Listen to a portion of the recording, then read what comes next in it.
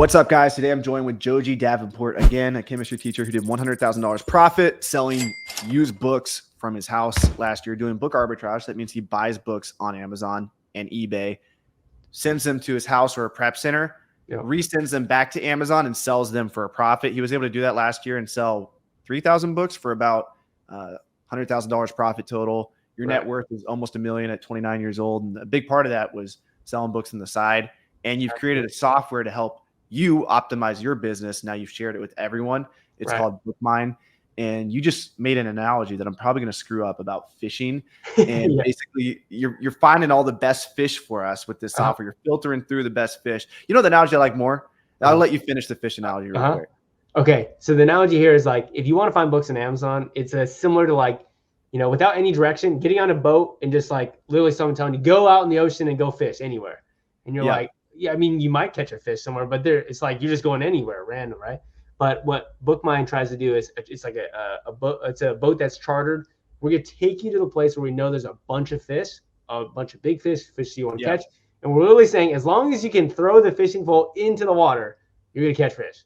Yeah. So we can't really buy the books for you, but we can get pretty close to it. Yeah. And so in this video, we're going to go over like an in-depth strategy on how to use this. And also an analogy that I love that you said that just like it really hit home to me was when we go to library sales, we're just scanning books, hoping that the sales rank is good, hoping that the price is good. What you're able to do is you're able to filter and say, I don't want any books that have this sales rank, or I don't want any books that are less than $50. I only want to look at $50 books. And that's what you're able to do. And because 10% of Amazon sales are book sales, that's an incredible amount of sales every single day. There are a lot of sellers that underprice their books on accident from repricers. And even if we only find 0.0000001% of those books, that's enough for us to make hundreds of $1,000s profit a year, which is pretty insane. Yeah, guys, there's over 95 million books on Amazon. How could there not be 4,500 books that are undervalued right now? So first, what I'm going to do is just go and take you guys to the website. So we obviously labeled it the new gold rush because we're called Bookmine and you guys are mining for books. But essentially, you could see what makes us different because there are a couple other softwares out there and how it works. But here's what the actual app looks like. And kind of similar to what Avery said is we're trying to make it as simple as possible for you guys to find profitable books. So we're basically trying to cut out the overwhelming majority of books that are not profitable and only show you the ones that are profitable based upon what we call Bookmine score. So over here, you'll see we actually label it BM. It just means the Bookmine score. And what you need to know, Avery, is that score goes from basically 0 to 10, but we're only going to show you the Bookmine score of 4 to 10.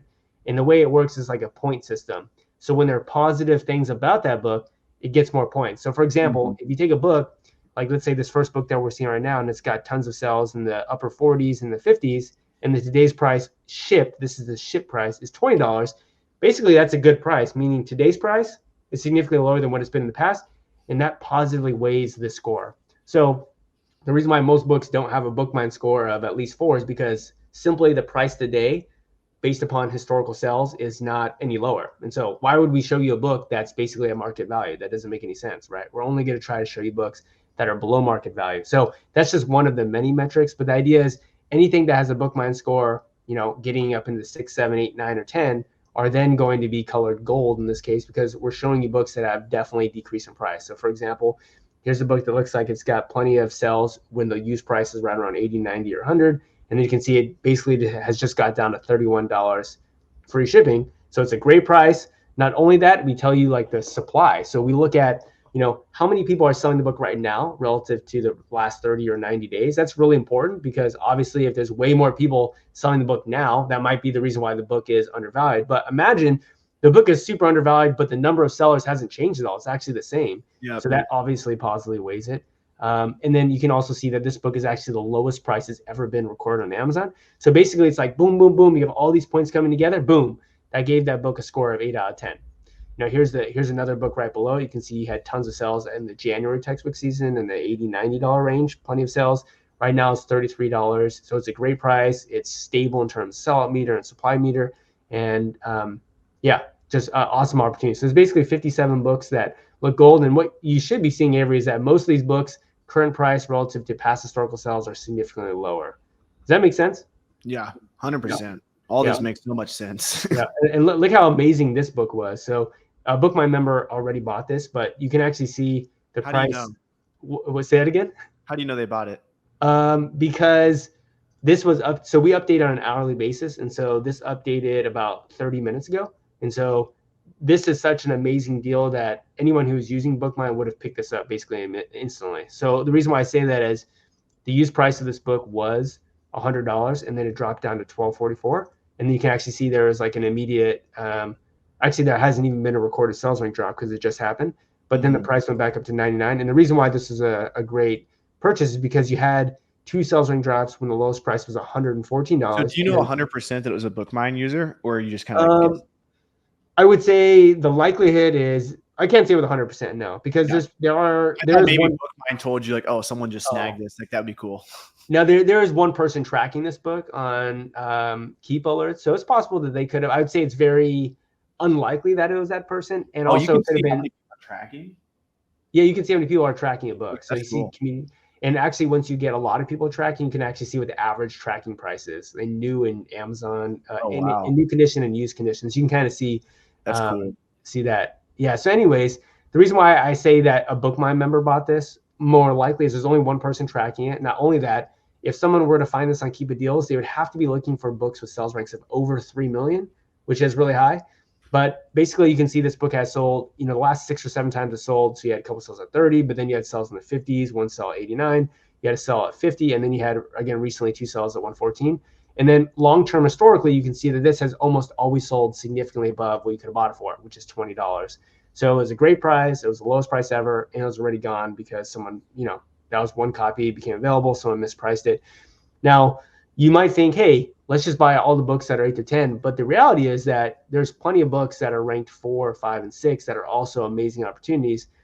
And the reason for that is because when you have books that don't sell very often, but tend to hold some pretty good value, you could still definitely make pretty good money on them. So, here's a book that is close in price. You can see it has a score of 4. Actually says lowest ever. And that's the reason why it's on Bookmine, is because not only was it close, meaning its used price today is a little bit lower than the average price, but also it's the lowest price ever. So that positively weighted the score. But yeah, these books of 4, 5, and 6 are also books that are ones that you could pick up. So again, here's one that looks like it's selling in the 40s and the 50s.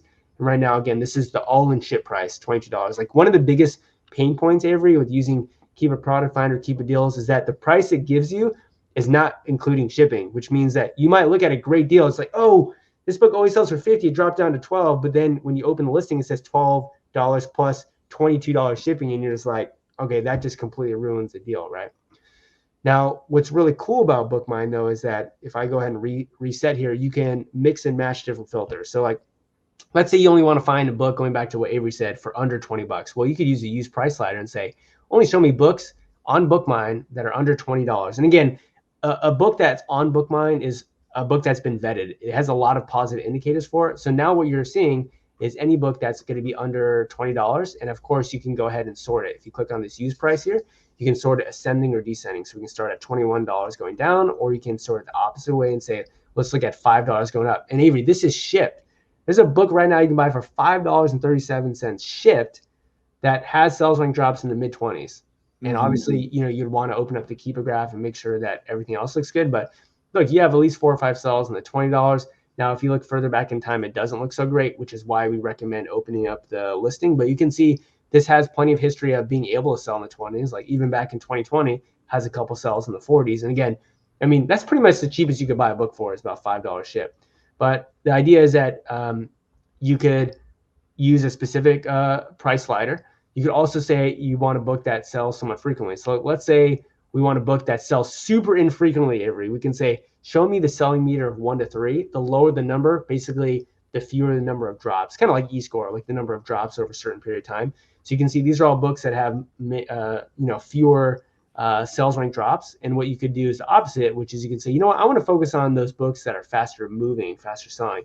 Let's go to books with a selling meter of 7 to 10. Now, I'm sure you're noticing, hey, these are books that actually sell much more frequently. And, look how crazy this book is here. You can actually see this book all in shipped is $7.39. And you can actually see, awesome sales rank. And you can see you have plenty of sales in the 40s and 50s in the past. Now, again, we alert you to the fact that the offer count is actually increasing. So this was actually also negatively weighted because of it being an oversupply, because of the rising offer count. And what we realized is like, hey guys, look, when this book had an offer count in the 70s, it was worthless. It was worth like $1. And all of a sudden, whatever happened here, the sales rank improved dramatically. I'm not sure what happened. Maybe this was on, Sports Illustrated, or ran a television program, or I don't know, something. All of a sudden, the sales rank got super low. So obviously not an IP complaint, because the sales rank got really low. A bunch of people bought this, and you can see at a super low supply, all of a sudden this book is selling for 40 or 50 bucks. Now you're starting to see that offer count increase. But the point is, we actually show you that, like, hey, this is an oversupply. That's a negative weight. Make sure you're also taking that into account, because obviously the number of sellers on a listing matters dramatically, right? 100%. Right. So you can go much further than that as well. Like, for example, a lot of people are really, they don't want to deal with counterfeit books. So we have a button that says safe or not a safe. And if you click the safe only, we're basically going to take out any book that's from any of the major textbook publishing companies, like, Pearson or McGraw-Hill or Cengage, the ones that have a lot of books that are likely to be counterfeit. Now, I don't personally do that. That's just there as an extra safety message if anyone wants to do that. But really what's cool here as well is that you can mix and match filters to find what you want. So if I click reset here, let's say we want to find a book on the gold meter that's either a good or great price. So we'll get rid of close. We're saying good price means that today's price is lower than historical sales. Great price means it's significantly lower. So let's look for anything that's good or great price. And then let's also look at the supply meter. So let's look at anything that's in like short supply or extremely short supply. So we'll get rid of all these, and we'll look at just the stuff that's in short supply. What this means is the number of sellers on the listing right now relative to the past 30 or 90 days is significantly lower. And that offers an opportunity, like it says short supply, or this one says, extremely short supply, that offers an opportunity to maybe sell the book for even more. So you can actually see in the most recent 30 days, you can actually start to see how the offer count was at 44 and now starting to come down to the 30s.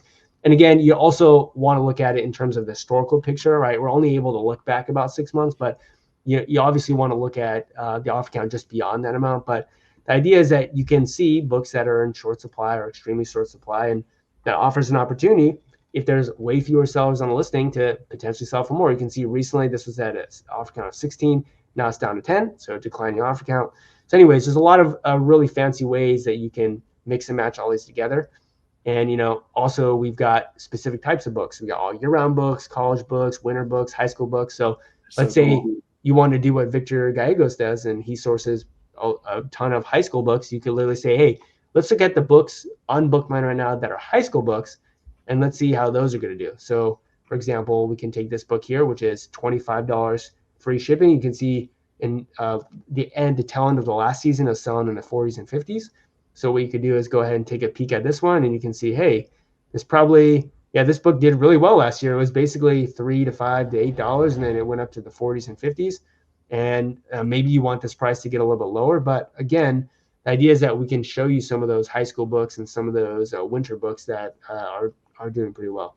So anyways, any sort of questions you have here? Because it's a ton, it's a lot, and using the software is a beast in of itself. I think it's awesome what you guys have created. Yeah, appreciate it. It really reflects Victor's model. It reflects your model as well. Right. And you guys are slightly different. Right. But that's cool. You have the seasonality, because Victor's like the first guy I really heard talk about that. Like, he's always trying to stay ahead of the curve. Yeah. Obviously, you know what you're doing. I actually like this a lot more than the seasonality that I used to do. Right.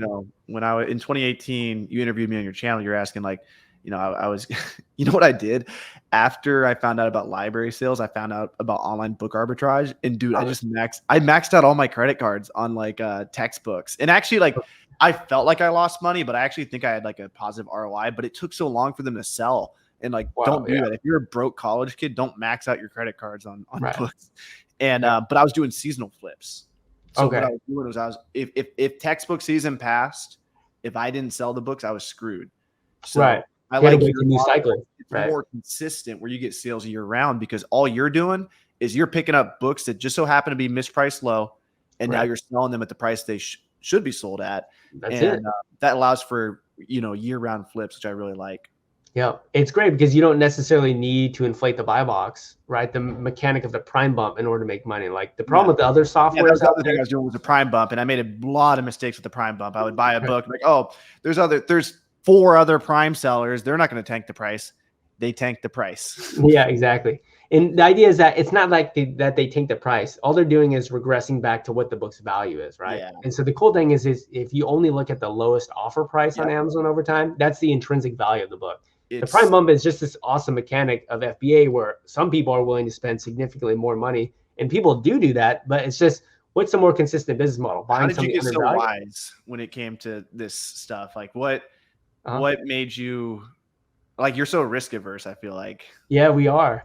I don't know. It's just, I mean, I'll say that I actually tried it as well. I tried to do the Okay, sort of gotcha. prime bump, It and was trial and error. yeah, it just didn't work. And so I was like, okay, well, if this doesn't work, we've got to create something that's better. And that's where we came to like, okay, you actually got to look at intrinsic value. And so like this You are Muppets book, buying those high risk textbooks though. You might get in trouble with that. hey, I mean, little tip here, guys. You can go over to the Booksran book counterfeit risk check, and you can enter any ISB in there, and it'll give you the degree of likelihood that Booksran has found issues with that book. So it's not a 100% guarantee. But what I will tell you is everyone who's ever come to me and said that they've got their account suspended, I asked them to give me the ISBN of those books, and every single one of them, except for one, has been a book that says very likely or moderately likely to be. So if you come across a book on accident, send it to Grind hard, well done, sir, and welcome to the freaking Well Show. There you go. Let us take care of the risk for you. Absolutely. With that, anyway. So yeah, restrictedinventory.com will sell your books for you. We have an account that can process all those books. But so if you guys want to check out the website, I mean, you guys can look at how it works and how all the features work. And then you could also look at, we got tons of resources. We got tons of testimonials. And again, if you guys are interested, you guys can use code ROMER, all caps, ROMER. He's got it there, but it's got it bottom left where his name is, but it's got to be his name in all caps, code ROMER. You get a double the trial from 10 days to 20 days. And you guys will have a little extra time to play around.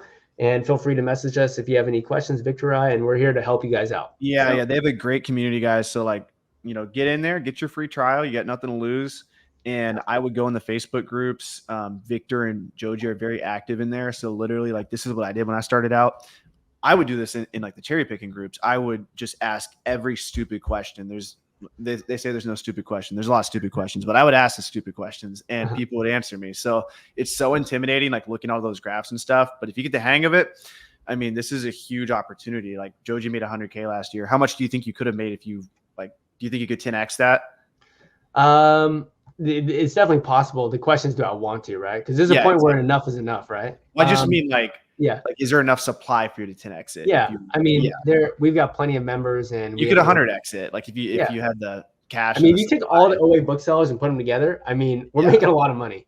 Yeah. And, it's like, my point is like, it's not a market that's like anywhere near tapped. Like there's so much, 10% of Amazon sales are book sales, which allow for so much of this arbitrage to happen. So it is really, really cool. So yeah, thanks for coming on, man. And hope to see the growth of Bookmine. And guys, great community, great people. I'll put both their YouTube channels below. I think Victor's launching his soon. And we got the free training coming up next week. So if you guys watch this video before Joji's coming on, he's doing a full in-depth online arbitrage book selling tutorial. So absolutely. Hope to see you guys there. Thanks. Appreciate you. So 7:30 p.m. Eastern time. Peace.